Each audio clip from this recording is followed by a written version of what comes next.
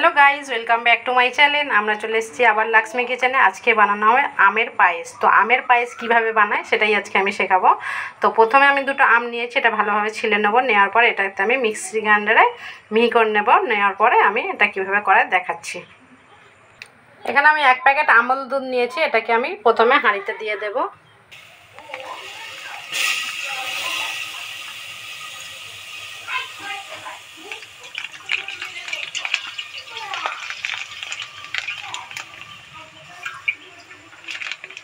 হাঁড়িতে দুধটা দিয়ে দিলাম। এর মধ্যে আমি 100 গ্রাম গোবিন্দভোগ চালের গুঁড়া দিয়ে দেবো।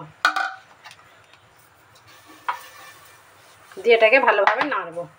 বেশ অনেকক্ষণ ধরে এভাবে নাড়তে হবে। আর এখানে 1 চিমটা আমি নুন দিয়ে দেব, একদম সামান্য 1 চিমটা আমি নুন দিয়ে দিলাম। আর আমটা এখানে কেটে রেখেছি, এবার এটাকে আমি মিক্সার গ্রাইন্ডারে মিহি করে আনবো। এখানে আমি 4-5টা কাজু নিয়েছি, বেটাতে দিয়ে দেব। কাজুটা এবার আমি এর মধ্যে দিয়ে দিলাম। বেশ কিছুক্ষণ নাড়লাম। এবারে আমি এর মধ্যে চিনি দিয়ে দেব 100 গ্রাম মতো। চিনিটা টেস্ট করে আবার সবাই দিতে পারো।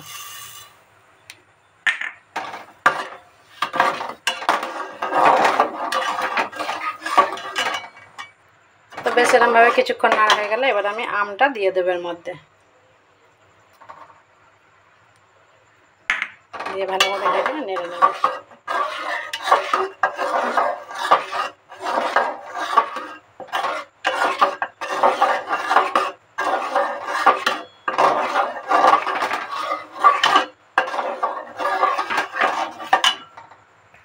তাহলে বেশ আমি অনেকক্ষণ নেড়ে নেড়ে এটা রেডি হয়ে গিয়েছে। এবার আমি সবার শেষে দিয়ে দেব মিল্ক মেড। তো মিল্ক মেডটা এখানে আমার রাখা আছে, এটার মধ্যে সবার শেষে দিয়ে দেব। এটা 2 চামচ মতো দিতে লাগবে।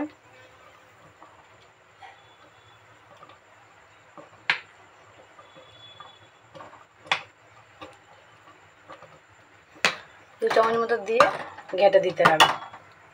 তো মিল্ক মেডটা সবার লাস্টে দিয়ে এভাবে ঘেটে নিয়ে এবার আমি বাটিতে পরিবেশন করব পায়েসটা। তো বন্ধুরা রেডি হয়ে গেল আমার আমের পায়েস।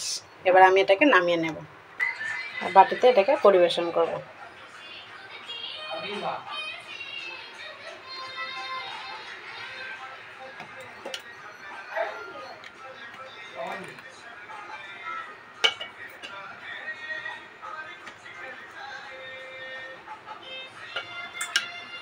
এটাকে একদম গ্যাস লো করে বানাতে হবে, যাতে চালটা না থাকে, পুরোটা যেন গলে যায়।